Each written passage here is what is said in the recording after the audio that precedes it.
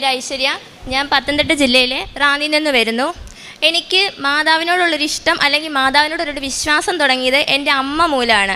കാരണം എൻ്റെ അമ്മ പഠിച്ചത് ഈ പള്ളി വക സ്കൂൾ നടത്തുന്നിടത്താണ്. അപ്പം അവിടെ ഈ പ്രാർത്ഥനയും കാര്യങ്ങളും മറ്റും ഉണ്ടായിരുന്നു. അപ്പം അമ്മ അതിലൂടെ അവിടെ വെച്ച് പ്രാർത്ഥിക്കുകയും എടുക്കുകയും ചെയ്തതുപോലെ അമ്മയ്ക്കൊരു വിശ്വാസം മാതാവിനോടുണ്ടായിരുന്നു. അപ്പം അത് ചെറുപ്പം തൊട്ടേ ഞങ്ങൾക്കും അമ്മ പകർന്നു തന്നിട്ടുണ്ടായിരുന്നു. അതുകൊണ്ട് തന്നെ ഇപ്പം ഞാനൊരു ഹിന്ദു ആണെങ്കിൽ പോലും വീട്ടിൽ വിളക്ക് കത്തിച്ച് പ്രാർത്ഥിക്കുമെങ്കിലും അപ്പുറത്ത് ഞങ്ങൾ മെഴുകുതിരി എത്തിച്ച് മാതാവിനോട് പ്രാർത്ഥിക്കുകയും ചെയ്യും.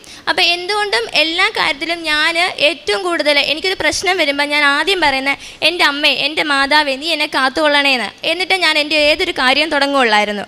അങ്ങനെ ഇരിക്കെ ഞങ്ങളുടെ കുടുംബവസ്തു കേസിൽ കിടക്കുമായിരുന്നു. ഒരു 41 വർഷത്തിൽ കൂടുതലായിട്ട് അത് കേസിൽ കിടക്കുന്ന വസ്തുവായിരുന്നു. എതിർകക്ഷികൾ അവിടെ തടി ഉണ്ടായിരുന്നുകൊണ്ടും അവരവരുടെ വസ്തുവാണെന്നും പറഞ്ഞ് ഇതിന് പിടിക്കുന്നത് കൊണ്ട് ഞങ്ങൾക്ക് അവിടെ ഒരു വീട് വെച്ച് താമസിക്കാൻ പറ്റുന്നില്ലായിരുന്നു. അവിടെ ഞങ്ങളുടെ വല്യമ്മ, അച്ഛൻ്റെ അമ്മയായിരുന്നു ആ കുടുംബ വീട്ടിൽ താമസിച്ചുകൊണ്ടിരുന്നത്. അത് തന്നെയല്ല, അവിടെ ഒരു ഷെഡ് മാത്രമായിരുന്നു ഉണ്ടായിരുന്നത്. തടികളെന്ന് പറഞ്ഞാൽ തേക്കിൻ്റെ 3-4 വലിയ മരങ്ങൾ, അതുപോലെ ഇഷ്ടം പോലെ മരങ്ങളുണ്ട് അവിടെ. അതുകൊണ്ട് തന്നെ ആ ഷെഡിൽ ഒരു മഴ പെയ്യുന്ന സമയത്ത് സത്യം പറഞ്ഞാൽ ഒന്നും മനസ്സമാധാനത്തോടെ ഇരിക്കാൻ പറ്റത്തില്ല. കാറ്റ് വീശുമ്പോൾ ചാടി മുറ്റത്തിറങ്ങിയായിരുന്നു ഞങ്ങൾ നിന്നുകൊണ്ടിരുന്നത്. അങ്ങനെ ഇരിക്കെ ഞാനിവിടെ വന്ന് ഉടമ്പടി എടുത്തു. 26 തീയതി ഡിസംബറിൽ 2023 ഞാനിവിടെ വന്ന് ഉടമ്പടി എടുക്കുന്നത്. ഉടമ്പടി എടുത്തതിൻ്റെ ആദ്യ നിയോഗം എന്ന് പറയുന്നത് ഞങ്ങളുടെ കേസൊക്കെ ഒന്ന് മാറി ഞങ്ങൾക്കൊരു വീട് വെച്ച് സ്വന്തമായിട്ട് അവിടുന്ന് വീട് വെച്ച് അവിടെ താമസിക്കണമെന്നായിരുന്നു ഞങ്ങളുടെ ആഗ്രഹം. അതുപോലെ ഞാൻ ഇവിടെ വന്നു, ഉടമ്പടി എടുത്തു, എൻ്റെ ആദ്യ നിയോഗമായിട്ട് വെച്ചു, പ്രാർത്ഥിച്ച് ഒരു മാസത്തെ കാലയളവിനുള്ളിൽ തന്നെ അതിന് ഓരോരോ മാറ്റങ്ങളുണ്ടാകാൻ തുടങ്ങി. ഞാൻ ഉടമ്പടി എടുത്തു കഴിഞ്ഞ് ഒരാഴ്ചയ്ക്കുള്ളിൽ എൻ്റെ അമ്മ ഇതുപോലെ സ്വപ്നം കണ്ടു. അമ്മയോട് ഇതുപോലെ മാതാവാണെന്ന് പറഞ്ഞു. കാരണം എൻ്റെ അമ്മയ്ക്ക് ഒരുപാട് അനുഭവങ്ങൾ മാതാവിനെ കൊണ്ട് കിട്ടിയിട്ടുള്ളത് കൊണ്ട് എൻ്റെ അമ്മയ്ക്ക് സ്വപ്നത്തിൽ കാണിച്ചു കൊടുത്തു. അതായത് ഒരു സ്ത്രീ മുഖാന്തരം നിങ്ങളുടെ പ്രശ്നം മാറും. അതിന് ഈ പ്രശ്നങ്ങൾക്കൊക്കെ പ്രശ്നങ്ങൾക്കൊക്കെ അവർ കാരണം ഒരു അറുതി വരുത്തി തരുമെന്ന് പറഞ്ഞു. അതേപോലെ തന്നെ ഞങ്ങളുടെ അടുത്തുള്ളൊരു ചേച്ചി, ആ ചേച്ചിക്ക് അത്യാവശ്യം ഇങ്ങനെ കുറച്ച് പിടിപാടും കാര്യങ്ങളൊക്കെ ഉണ്ടായിരുന്നതാണ്. അതുകൊണ്ട് തന്നെ ആ ചേച്ചി വഴി ഇതുപോലെ പഞ്ചായത്തിലും അങ്ങനെയൊക്കെ പോയി ഇടപെട്ട് അതിലൊരു തീരുമാനം ഉണ്ടാക്കി തന്നു. സത്യം പറഞ്ഞാൽ ഇത്രയും വർഷമായിട്ട് മുട്ടാത്ത ഒരു വാതിലില്ല, കയറി ഇറങ്ങാത്ത ഒരു സർക്കാർ സ്ഥാപനങ്ങളും കൂടിയില്ല. കരഞ്ഞു വിളിച്ച് ഞങ്ങൾ ഇറങ്ങിയിട്ടുണ്ട്. കാരണം അത്രയും വർഷങ്ങളുടെ ആ ഒരു ഇതിൽ ഞങ്ങൾ ഒരുപാട് കയറി ഇറങ്ങി നടന്നതായിരുന്നു. പക്ഷേ ഇവിടെ വന്ന് ഉടമ്പടി എടുത്ത് കഴിഞ്ഞ ശേഷം എൻ്റെ അമ്മ എൻ്റെ അമ്മയുടെ സ്വപ്നത്തിൽ ആ ഒരു സ്ത്രീ എന്ന് പറയുന്നൊരു വ്യക്തി അത് പറഞ്ഞു. ആ ചേച്ചിയുടെ പേരുൾപ്പെടെ പറഞ്ഞു, ആശ എന്നൊരു വ്യക്തി, ആ ഒരു വാക്ക് പേരുൾപ്പെടെയാണ് ഞങ്ങളുടെ അമ്മയ്ക്ക് പറഞ്ഞു കൊടുത്തത്. അതുപോലെ തന്നെ പെട്ടെന്ന് മാതാവ് ഇടപെട്ട് ഓരോന്നായിട്ട് മാറ്റി തന്നു, തടസ്സങ്ങൾ നീക്കി. അത്രയും നാളും പറഞ്ഞ് പോയി ചെന്ന് കണ്ടവരൊക്കെ പറഞ്ഞ ഓരോ മുട്ടാനായങ്ങളൊക്കെ മാറ്റി അവിടെ പെട്ടെന്ന് ആ തടസ്സങ്ങളൊക്കെ നീക്കി മാതാവ് ഒരു വീട് വെക്കാൻ കനിഞ്ഞു. ഇപ്പം ഈ ആഴ്ച വരുമ്പോൾ തന്നെ അവിടെ കയറി താമസിക്കാൻ പോവാണ് ഞങ്ങൾ. അത് മാതാവിൻ്റെ വലിയൊരു അനുഗ്രഹമായിട്ട് കാണുന്നു. പിന്നെ ഞാൻ എൻ്റെ ഒരു 2ാമത്തെ നിയോഗം വെച്ചത്, ഞാൻ നേഴ്സിംഗ് പഠിക്കുന്ന ഒരു കുട്ടിയാണ്. എനിക്ക് ഫസ്റ്റ് ഇയർ ചെന്നപ്പോൾ സത്യം പറഞ്ഞാൽ ഞാൻ മലയാളം മീഡിയം പഠിച്ചിട്ട് പോയതാണ്. എനിക്കപ്പോൾ ഇംഗ്ലീഷ് ശരിക്കൊന്നും എനിക്ക് പറയാൻ പറ്റത്തില്ല, എനിക്കൊരു പേടിയുണ്ടായിരുന്നു. എങ്കിലും പറ്റും, എന്നെക്കൊണ്ട് പഠിച്ചെടുക്കാൻ പറ്റും എന്നുള്ള വിശ്വാസം ഞാൻ പോയതാണ്. പക്ഷേ ഞാൻ BSc നേഴ്സിംഗ് ആണ്. അപ്പോൾ ഞാൻ ചെന്ന സമയത്ത് ഫസ്റ്റ് ഇയറിൽ എക്സാം നടക്കുക. എനിക്ക് പഠിച്ചിട്ടൊന്നും ശരിക്കും മനസ്സിലാവുന്ന കൂടിയില്ല. എൻ്റെ കൂടെ വന്ന ഇംഗ്ലീഷ് മീഡിയം പഠിച്ച പിള്ളേർ പലരും എന്നെ കളിയാക്കാൻ തുടങ്ങി. ഞങ്ങളൊക്കെ എന്തെങ്കിലും എഴുതി വെക്കും, നീ എന്ത് എഴുതി വെക്കാൻ പോകുന്ന, മലയാളത്തിൽ പഠിച്ച നിനക്ക് എന്ത് ഇംഗ്ലീഷ് ആടി നീ എഴുതുന്നതെന്ന് ചോദിച്ച് പലരും എന്നെ കളിയാക്കി. അപ്പോൾ തന്നെ സത്യം പറഞ്ഞാൽ മാനസികമായിട്ട് ഒത്തിരി തളർന്നു. കാരണം എനിക്കും ആഗ്രഹമുണ്ടല്ലോ, പഠിക്കണം എന്നുള്ള ആഗ്രഹത്തിൽ വന്നതാണ്. പക്ഷേ എൻ്റെ വീട്ടുകാർ പറഞ്ഞിട്ട് പോയത്, മക്കളെ ഇവക്കും ഒരു പ്രശ്നം വരുമ്പോൾ നിങ്ങൾ ഇവളെ കൂടെ നോക്കണേന്ന്. പക്ഷെ അവരാരും കേട്ടില്ല, അവരെല്ലാം എന്നെ കളിയാക്കാനാണ് നിന്നത്. എൻ്റെ അമ്മ എനിക്ക് വേണ്ടി വന്ന് ഉടമ്പടി എടുത്തു. ഞാൻ അതുപോലെ തന്നെ അമ്മ എനിക്ക് തന്നൊരു ലോക്കറ്റ്, മാതാവിൻ്റെ ഒരു കുഞ്ഞ് ലോക്കറ്റ് വെച്ച് ഞാൻ എന്നും മാതാവിനോട് പ്രാർത്ഥിക്കുമായിരുന്നു. മാതാവിനോട് പ്രാർത്ഥിച്ചതെന്നല്ല, എനിക്കറിയത്തില്ല എനിക്ക് എവിടെ നിന്നാണ് ഞാൻ പരീക്ഷയ്ക്ക് സത്യം പറഞ്ഞാൽ ഇംഗ്ലീഷ് അറിയാത്ത, അല്ലെങ്കിൽ പോട്ടെ എനിക്ക് പറ്റത്തില്ലായിരുന്നു. ഞാൻ ശരിക്കും പേടിച്ച് പോയതാണ്. കാരണം എന്നെക്കൊണ്ട് പരീക്ഷ എഴുതി ജയിക്കാൻ പറ്റത്തില്ല, ഞാൻ തോറ്റുപോകുമെന്ന് വിചാരിച്ചെടുത്ത് ഞാൻ പോലും അറിയാതെ എൻ്റെ ഉത്തര പേപ്പർ, ഞാൻ എഴുതുന്ന ക്വസ്റ്റ്യൻ പേപ്പർ, എനിക്ക് ക്വസ്റ്റ്യനൊക്കെ അതുപോലെ വായിച്ചു. എനിക്കറിയത്തില്ല എവിടെ നിന്നാണ് എനിക്ക് ഉത്തരം വന്നത്. സത്യം പറഞ്ഞാൽ എനിക്ക് എങ്ങനെ പറയേണ്ടതെന്ന് കൂടി എനിക്കറിയത്തില്ല. കാരണം എനിക്ക് മാതാവ് അതുപോലെ എന്നെ സഹായിച്ചു. അത് ആ 8 പേര് സത്യം പറഞ്ഞാൽ എനിക്ക് അതുപോലെ തന്നെ എനിക്ക് മാനസികമായിട്ട് ഭയങ്കര വിഷമം ഉണ്ടായതാണ്. റൂമിൽ 8 പേരായിരുന്നു. ആ 8 പേരും എന്നെ തളർത്തുമായിരുന്നു, നീ എങ്ങനെ പാസ്സാവൂടിയെന്ന് ചോദിച്ച്. എന്നാൽ പരീക്ഷയുടെ റിസൾട്ട് വന്നപ്പോൾ ആകെ അവിടെ ജയിച്ചത് 25 പിള്ളേരായിരുന്നു. 25 പിള്ളേരിൽ 6ാമത്തെ സ്ഥാനം എനിക്ക് കിട്ടി ഞങ്ങളുടെ കോളേജിൽ തന്നെ. അതും പോരാഞ്ഞ് 8 പേര് റൂമിലുണ്ടായിരുന്നതിൽ എന്നെ കളിയാക്കിയവർക്ക് കാട്ടിലും മുന്നിൽ മാർക്ക് വാങ്ങിച്ച് 3 പേര് മാത്രമേ ഞങ്ങൾ റൂമിൽ പാസ്സായിട്ടുള്ളൂ.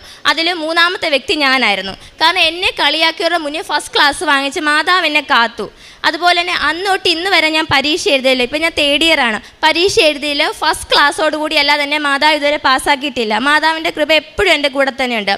ഞാൻ പിന്നെ എൻ്റെ ജീവിതത്തിൽ ഞാൻ എന്ത് ചെയ്തെന്ന് പറഞ്ഞാൽ ഞാൻ ആദ്യം ഒന്ന് ചോദിച്ചിട്ട് ചെയ്യുന്നത് എൻ്റെ മാതാവിനോടാണ്. കാരണം എനിക്ക് മാതാവ് സ്വപ്നത്തിൽ എന്നെ കാണിച്ചു തരും. എനിക്ക് എന്തെങ്കിലും ഒരു അപകടം പറ്റാൻ പോകുന്നുണ്ടെങ്കിൽ അത് എനിക്ക് എങ്ങനെ പറഞ്ഞ് നിങ്ങളെ അറിയിക്കുമെന്ന് അറിയത്തില്ല. എനിക്കൊരു അപകടം പറ്റാൻ പോകുന്നുണ്ടെങ്കിൽ ഞാൻ ഏതെങ്കിലും ഒരു നാശത്തിലോട്ട് പോകുന്നു എന്ന് കാണുമ്പോൾ ഞാൻ സ്വപ്നം കാണും. അപ്പം മാതാവ് പറയും ഇന്നത് ചെയ്യില്ല, എന്നോട് പറഞ്ഞു തരും ഇന്നത് ചെയ്യില്ല, അത് നല്ലതല്ല. അപ്പം ഞാനിത് കാണുമ്പോൾ ഞാൻ അമ്മയോട് പറയും, അമ്മേ ഞാൻ ഇങ്ങനെ കണ്ടു, എന്തോ പ്രശ്നം എനിക്ക് തോന്നുന്നു എന്തോ. അപ്പം പറയും മാതാവ് പറഞ്ഞതാ നീ അതിനപ്പുറം ഒന്നും ചെയ്യാൻ പോവരുതെന്ന്. അതുപോലെ തന്നെ ഞാൻ മാതാവിനെ സ്വപ്നത്തിൽ കാണാറുണ്ട്. സ്വപ്നത്തിൽ കാണുന്നതെന്ന് വെച്ചാൽ എൻ്റെ അടുത്തുള്ള പള്ളിയിൽ ഞാൻ അവിടെ പോയി മെഴുകുതിരി കത്തിച്ച് പ്രാർത്ഥിക്കുന്ന അവിടുത്തെ പള്ളിയിലെ മാതാവിൻ്റെ രൂപത്തിലാണ് എൻ്റെ മുന്നിൽ മാതാവ് പ്രത്യക്ഷപ്പെടുന്നത്. ഞാൻ എപ്പോൾ സ്വപ്നം കണ്ടാലും എന്നോടൊരു വ്യക്തി പറയുമ്പോൾ ഒരാൾ പറഞ്ഞു തരും. അപ്പം ഞാൻ ദൂരേന്ന് കാണുമ്പം വേറൊരു വ്യക്തിയായിരിക്കും, പക്ഷെ അടുത്ത് ചെല്ലുമ്പം ഞാൻ കാണുന്നത് ആ പള്ളിയിൽ ഞാൻ ആ രൂപക്കൂട്ടി മെഴുകുതിരി കത്തിക്കുന്ന മാതാവായിരിക്കും. ഞാൻ അടുത്തോട്ട് ചെല്ലുമ്പോൾ എന്നെ അടുത്ത് വിളിക്കുമ്പോൾ പറഞ്ഞു തരാം മനസ്സിലാക്കി തരാമെന്ന് എന്നെ അടുത്തോട്ട് വിളിക്കുമ്പോൾ ഞാൻ ചെല്ലുമ്പം ആ മാതാവിനെയാണ് ഞാൻ കാണുന്നത്. അതുപോലെ തന്നെ എൻ്റെ അമ്മയ്ക്കും മാതാവിനെ കണ്ട അനുഭവമുണ്ട്. എൻ്റെ അമ്മ കാണുന്നത് വേളാങ്കണ്ണി മാതാവിനെ. അമ്മ ഇങ്ങനെ വിഷമിച്ചിരിക്കുന്ന സന്ദർഭത്തിൽ അമ്മയുടെ മുന്നിൽ വരും. അമ്മയോട് പറയാം നീ വന്ന് കഥക് തുറക്കും, ഞാൻ വെളിയിൽ നിൽക്കുവാന്ന് പറയും. അമ്മ ഉറക്കത്തിൽ എന്നിട്ട് പറഞ്ഞു തരും അടുത്ത്. അമ്മ കാണുന്നത് വേളാങ്കണ്ണി മാതാവിനെ. അമ്മയും കുഞ്ഞും കൂടെ വന്ന് നിൽക്കുക. നീ എന്താ വാതിൽ തുറക്കാത്തേന്നായിരുന്നു എൻ്റെ അമ്മയോട് ചോദിച്ചുകൊണ്ടിരിക്കുന്നത്. ഇന്നേ വരെ ഞാൻ എൻ്റെ അനിയത്തി അമ്മ ഞങ്ങൾക്ക് എന്താ പറയുക എല്ലാ കാര്യത്തിലും അമ്മ മാതാവിൻ്റെ ഒരു അനുഗ്രഹമുണ്ട്. കാരണം ഏതൊരു കാര്യം ചെയ്യുമ്പോഴും ഞങ്ങളുടെ കൂടെ ഞങ്ങൾ അമ്മയോട് ചോദിച്ചിട്ടേ ചെയ്യുള്ളൂ. പക്ഷെ അതിനനുസരിച്ച് അമ്മ ഞങ്ങൾക്ക് വഴികാട്ടിയായിട്ട് ഓരോരോ ഞങ്ങളുടെ കാര്യങ്ങൾ പറഞ്ഞു തരുമായിരുന്നു. പിന്നെ അതുപോലെ എൻ്റെ അമ്മയ്ക്കൊരു ജോലി, കാരണം എന്നെ നേഴ്സിംഗ് പഠിപ്പിക്കാൻ വിട്ടു, അനിയത്തി എൻജിനീയറിങ്ങിന് വിട്ടു. പൈസയില്ല. അച്ഛൻ കുറച്ച് കുടിക്കുകയൊക്കെ ചെയ്യും, പക്ഷേ എന്നെന്ന് പറഞ്ഞാൽ അച്ഛൻ്റെ ചിലവിൽ തന്നെ എല്ലാം നടന്നു പോകത്തില്ല. കാരണം ഞങ്ങളുടെ രണ്ടുപേരുടെയും പഠിത്ത ചിലവ് തന്നെ ഒത്തിരി ആവും. അപ്പം ഞങ്ങളുടെ അമ്മ ലോണും കാര്യങ്ങളൊക്കെ എടുത്തിട്ടുണ്ട്. അപ്പം ചിലപ്പോൾ ഒരു ദിവസത്തെ ലോൺ അടയ്ക്കാൻ അല്ലെങ്കിൽ ഒരു ദിവസം എന്തെങ്കിലും ഒരു വണ്ടിക്കൂലിക്ക് പോലും തരാൻ ചിലപ്പോൾ അമ്മയുടെ കാണത്തില്ലായിരിക്കും. അമ്മ ആരോടെങ്കിലുമൊക്കെ ചോദിച്ചു പോകും ഇന്ന പോലെ പിള്ളേർക്ക് കൊടുക്കാൻ. അപ്പം തന്നെ ചോദിക്കുന്നെന്താ പിച്ച തെണ്ടാൻ ഇറങ്ങിയല്ലോ നീ രാവിലെ എന്നായിരുന്നു എൻ്റെ അമ്മയോട് ചോദിച്ചുകൊണ്ടിരുന്നത്. കാശുള്ളവനെ മക്കളെ പഠിപ്പിക്കാവുള്ളൂ, കാശില്ലാത്തവൻ മക്കളെ പഠിപ്പിക്കാൻ ഇറങ്ങല്ലെന്ന് പറഞ്ഞിട്ടുണ്ട്. അതുപോലെ കുടിയൻ്റെ മക്കൾ പഠിക്കേണ്ട, അല്ലാത്തവർ പഠിക്കട്ടെ എന്ന്. അപ്പോൾ അതൊക്കെ വെച്ച് ഞങ്ങൾക്ക് ഒത്തിരിയും കേട്ട് മനസ്സ് സത്യം പറഞ്ഞാൽ തളർന്നു പോയിട്ടുണ്ട്. കാരണം കഷ്ടപ്പാടും ദാരിദ്ര്യം അനുഭവിച്ചുകൊണ്ടിരിക്കുമ്പോൾ തന്നെ ഓരോരുത്തർ കുത്തുവാക്കൂടെ കേൾക്കുമ്പോൾ നമ്മളെ കൊണ്ട് നേരെ നിൽക്കാൻ പറ്റത്തില്ല. ആ അവസരത്തിലൊക്കെ എൻ്റെ അമ്മ മാതാവിനോട് പറയുന്ന ഒരേ ഒരാഗ്രഹം, സ്ഥിരമായിട്ടൊരു ജോലി എവിടെയെങ്കിലും ഒന്ന് തന്നിരുന്നെങ്കിൽ എൻ്റെ മക്കൾക്ക് വണ്ടിക്കൂലിക്ക് കൊടുക്കാനൊരു ശകലം പൈസയ്ക്കുള്ള വഴിയെങ്കിലും ഒപ്പിച്ച് തരുമോ മാതാവേന്ന് ചോദിച്ചു. അപ്പോൾ എൻ്റെ അമ്മ എന്നോട് കിടന്ന് കരഞ്ഞു പറഞ്ഞു. അപ്പം ഞാൻ എൻ്റെ 3ാമത്തെ നിയോഗം വെച്ചത് എൻ്റെ അമ്മയുടെ കാര്യമായിരുന്നു. ഞാൻ നിയോഗം വെച്ച് 2 ആഴ്ചത്തെ താമസം പോലും എടുത്തില്ല. ഞങ്ങളുടെ തൊട്ടടുത്ത മിൽമായിൽ ഞങ്ങളുടെ അമ്മയ്ക്ക് ജോലി കിട്ടി. ഇപ്പോൾ അവിടെ സ്ഥിരമായിട്ട് അമ്മ പോകുന്നുണ്ട്, രാവിലെയും വൈകിട്ടും പോകുന്നുണ്ട്. ഞങ്ങളുടെ കാര്യങ്ങൾ ഏറെക്കുറെയൊക്കെ നടന്ന് കിട്ടുന്നുണ്ട്. എല്ലാം മാതാവിൻ്റെ അനുഗ്രഹമാണ്. പിന്നെ എനിക്കിപ്പോഴും എന്തു പറയുക, ഞാനിപ്പോൾ ഹിന്ദുമത വിശ്വാസിയാണെങ്കിൽ പോലും എനിക്ക് ഏറ്റവും കൂടുതൽ വിശ്വാസം, ഞാൻ ഏറ്റവും കൂടുതൽ വിളിക്കുന്നത് എൻ്റെ അമ്മ മാതാവിനെ തന്നെയാണ്. കാരണം എനിക്ക് ഓരോ വഴിയിലും എനിക്ക് എന്ത് പ്രയാസം ഉണ്ടെങ്കിലും എന്ത് തടസ്സം ഉണ്ടെങ്കിലും എൻ്റെ കൂടെ അമ്മ മാതാവ് നിൽക്കും. അതെങ്ങനെയാണെങ്കിലും എനിക്ക് എൻ്റെ കൂടെ തന്നെ കാണുമെന്നുള്ളൊറ്റ വിശ്വാസമുണ്ട്. അതിന്നും അങ്ങനെ തന്നെയാണ് നിൽക്കുന്നത്. എല്ലാത്തിനും മാതാവിനോട് ഞാൻ നന്ദി പറയുന്നു. പിന്നെ ഞാൻ പ്രേക്ഷിത പ്രവർത്തനം ചെയ്യുമായിരുന്നു, പത്രം കൊടുക്കുമായിരുന്നു. അതുപോലെ തന്നെ ഞാൻ ആശുപത്രികളിൽ പോയി രോഗി സന്ദർശനം ചെയ്യും. അപ്പം എന്നെക്കൊണ്ട് പറ്റുന്നത് ഇപ്പം 10 പേർക്കൊരു 100 രൂപ എന്നുള്ള കണക്കിലാണെങ്കിലും ഞാൻ കൊണ്ട് പത്രത്തിനൊപ്പം കൊടുക്കുമായിരുന്നു. പിന്നെ വീട്ടിൽ പൊതി വെക്കുമായിരുന്നു. അല്ലെങ്കിൽ പിന്നെ കടയിൽ നിന്നൊക്കെ ഇങ്ങനെ ഓർഡർ കൊടുത്തിട്ടാണെങ്കിലും 10 പേർക്ക് അല്ലെങ്കിൽ 5 പേർക്ക് എന്നെക്കൊണ്ട് കഴിയുന്നത് ഞാൻ തന്നെ ശേഖരിച്ച് ഞാനും എൻ്റെ അമ്മയും കൂടെ രോഗി സന്ദർശനത്തിന് പോകുമ്പോൾ അവർക്ക് കൊടുക്കുമായിരുന്നു.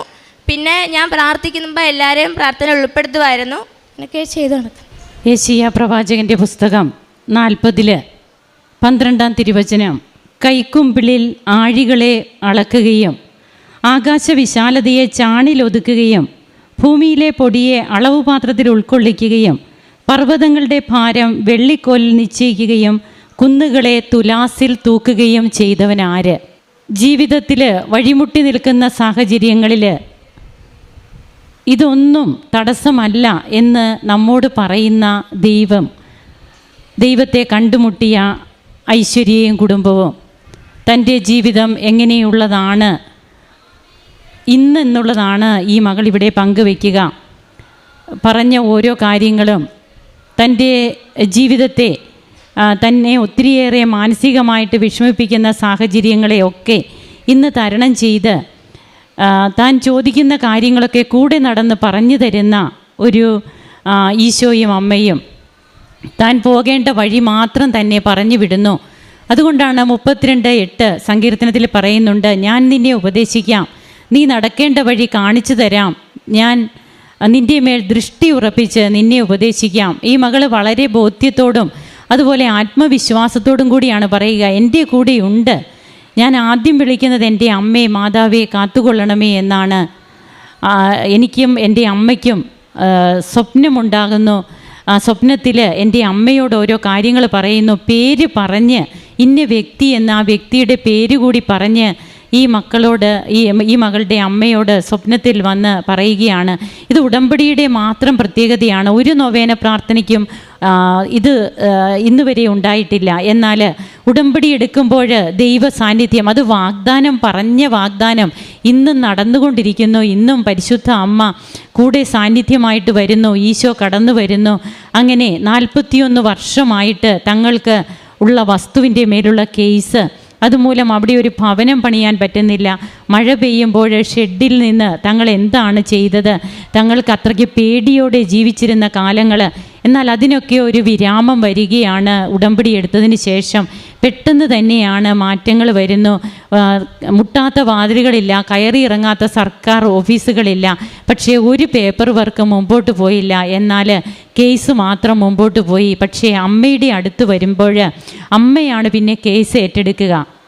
അമ്മയാണ് പിന്നെ വക്കീൽ, ജഡ്ജി, അതുപോലെ അഡ്വക്കേറ്റ് എല്ലാമായിട്ട് അമ്മ കൂടെ നടക്കുന്നു. അമ്മ പേപ്പർ വർക്കുകൾ അമ്മയാണ് പിന്നെ കൈകാര്യം ചെയ്യുക. അങ്ങനെ തങ്ങൾക്ക് ഇന്ന് സ്വന്തമായിട്ടൊരു ഭവനം അവിടെ പണിയാൻ സാധിച്ചു. 2 ആഴ്ചയ്ക്കുള്ളിൽ തങ്ങൾ അവിടെ താമസമാക്കും. ആ ഒരു സന്തോഷം പങ്കുവയ്ക്കാൻ അമ്മയുടെ അടുത്ത് വന്ന് അമ്മയെയും കൂടി വിളിച്ച് തങ്ങളുടെ വീടിൻ്റെ കർമ്മങ്ങളെല്ലാം ചെയ്യുവാനായിട്ടാണ് ഐശ്വര്യ ഇന്നിവിടെ വന്നിരിക്കുക. അങ്ങനെ ഈ മകളുടെ BSc പഠനം, അതിനൊക്കെ എത്രമാത്രം ബുദ്ധിമുട്ടുകളായിരുന്നു. എന്നാൽ മാതാപിതാക്കൾ ഒത്തിരിയേറെ പൈസ മുടക്കി മക്കളോട് പഠിക്കാൻ പറഞ്ഞാൽ മക്കൾ പഠിക്കാത്ത സാഹചര്യത്തിൽ ഉണ്ട്. ആ സാഹചര്യത്തിലാണ് തനിക്ക് പോകാനായിട്ട് യാതൊരു മാർഗവുമില്ല. താൻ മലയാളം മീഡിയം പഠിച്ച കുട്ടി, തനിക്ക് ആരും പറഞ്ഞു തരാനില്ല, ഇംഗ്ലീഷ് തനിക്ക് അറിയില്ല. എന്നാൽ പരിശുദ്ധ അമ്മ ട്യൂട്ടർ ആകുമ്പോൾ അമ്മയാണ് അവിടെ ഈ മകളുടെ ട്യൂട്ടർ, അമ്മയാണ് എല്ലാം പറഞ്ഞു കൊടുക്കുക. അപ്പോൾ തനിക്ക് ഒന്നിനും ഒരു ബുദ്ധിമുട്ടും വന്നില്ല. ഇതൊന്നും മറ്റൊരാൾ പറയുന്ന കാര്യം സിസ്റ്റർ എടുത്ത് പറഞ്ഞതല്ല. നാമൊക്കെ നമ്മുടെ കണ്ണുകൊണ്ട് കണ്ട്, ചെവി കൊണ്ട് കേട്ട്, കരങ്ങൾ കൊണ്ട് സ്പർശിച്ചെന്ന് പറഞ്ഞതുപോലെ തിരുവചനം അരുളി ചെയ്യുന്നുണ്ട്. അതുപോലെ ഇന്ന് ഐശ്വര്യ ഇവിടെ വന്നതെന്ന് പറയുന്ന കാര്യങ്ങളാണ്. അങ്ങനെ തൻ്റെ ജീവിതത്തിൽ തനിക്ക് എങ്ങനെയാണ് BSc തൻ്റെ ഫസ്റ്റും സെക്കൻഡ് ഇയർ 2 വർഷമല്ലേ, ഫസ്റ്റും സെക്കൻഡും ഇയറിൽ തനിക്ക് എങ്ങനെ ഫസ്റ്റ് ക്ലാസ് മേടിച്ച് തന്നെ കളിയാക്കിയവരുടെ മുൻപിൽ തന്നെ എങ്ങനെ പരിശുദ്ധ അമ്മ ഉയർത്തി നിർത്തുന്നു. ഈശോ എങ്ങനെയാണ് തനിക്ക് കൂടെയുള്ള ഒരു കൂട്ടുകാരനെ പോലെ ആകുന്നത്. അങ്ങനെ ഇന്ന് അമ്മയും ഈശോയും തങ്ങളുടെ കുടുംബത്തിന് തന്ന കൃപകൾ, തനിക്ക് തന്ന കൃപകൾ, തൻ്റെ അമ്മയ്ക്ക് ലഭിച്ച ജോലി, ഒരു വരുമാന മാർഗം അമ്മയ്ക്ക് വേണ്ടി നിയോഗം വെച്ചു. അതും എത്രയും പെട്ടെന്ന് വന്ന് പറഞ്ഞതുപോലെ പരിശുദ്ധ അമ്മ നടത്തിക്കൊടുത്തു.